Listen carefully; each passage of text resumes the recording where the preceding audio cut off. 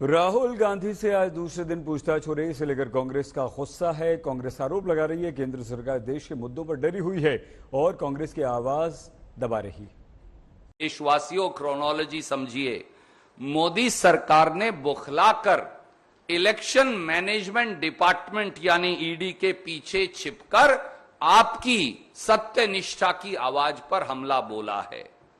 यह हमला विपक्ष की उस निर्भीक आवाज पर है जो जनता के सवालों को दृढ़ता से सरकार के समक्ष रखते हैं और सरकार से जवाबदेही मांगते हैं, जो जनता के मुद्दों को भयमुक्त तरीके से निडरता से उठाते हैं। आज रणदीप सुरजेवाला कह रहे थे क्रोनोलॉजी समझिए, आज हम कह रहे हैं क्रोनोलॉजी समझिए। क्रोनोलॉजी है कि करोड़ों खरबों की जमीन जो हिंदुस्तान की जनता की जमीन है वो एजेएल के पास थी। एजेएल कांग्रेस की संपत्ति नहीं थी। एक कंपनी बना करके, यंग इंडिया कंपनी बना करके जिस प्रकार से हिंदुस्तान की जनता की संपत्ति को मां और बेटे ने हड़पा है, यही क्रोनोलॉजी है।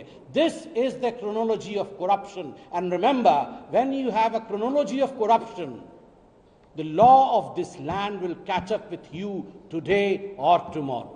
तो इधर उधर की बातें ना कर, तो सिर्फ ये बता कि काफिला किसने और कैसे लूटा। भाजपाई सत्ता की एजेंसियों के डर से कितने ही लोगों ने समझौता कर लिया, भाजपा में माफीनामा देकर शामिल हो गए, दूध के धुले बन गए। कितनों ने घुटने टेक दिए, कितनों ने अपनी आत्मा बेच दी। लेकिन श्री राहुल गांधी वो व्यक्ति हैं जिन्होंने सरकार की आंख में आंख डालकर जनता से सवाल उठाए, इसलिए उनसे परेशानी है। जो नाटक, नौटंकी, जो थिएट्रिक्स और ड्रामा कांग्रेस पार्टी भ्रष्टाचार को लेकर कल से कर रही है दिल्ली में, ये पूरा हिंदुस्तान देख रही है।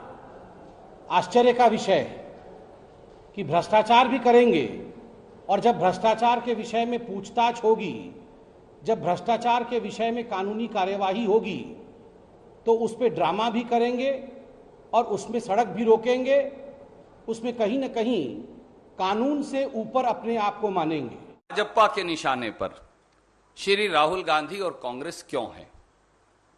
दूसरा सवाल, क्या जनता के मुद्दे उठाने वाली मुखर आवाज को दबाने का षड्यंत्र है ईडी की कार्यवाही? तीसरा सवाल, क्या श्री राहुल गांधी मोदी सरकार द्वारा चंद धन्ना सेठों के हित साधने में रोड़ा बने हैं? चौथा सवाल,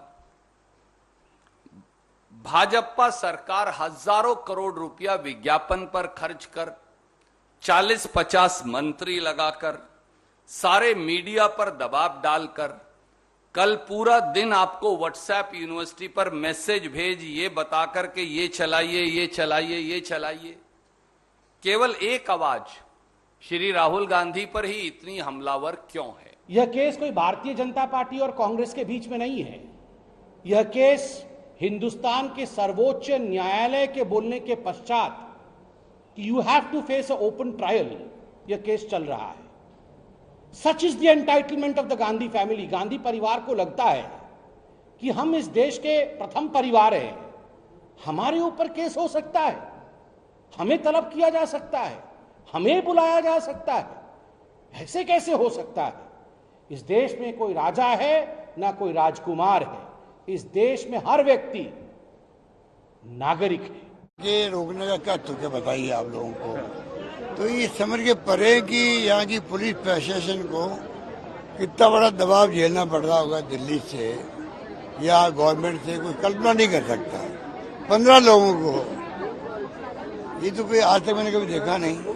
कानून अपना काम करे, 144 लगे तो आप अरेस्ट कर लीजिए, परंतु आप अगर एआईसीसी में आने के रोक सकते हैं, तो ये हालात हैं, देख रहे हैं आप लोग कि ये लोग जुल्म ढाते रहेंगे, हमारा प्रोटेस्ट इसी प्रकार से होता रहेगा। राहुल गांधी जी से लगातार क्वेश्चनिंग करी जा रही है, आज दूसरा दिन है बघेल साहब। वो कितना भी क्वेश्चन कर ले, हमको कोई फर्क नहीं पड़ता।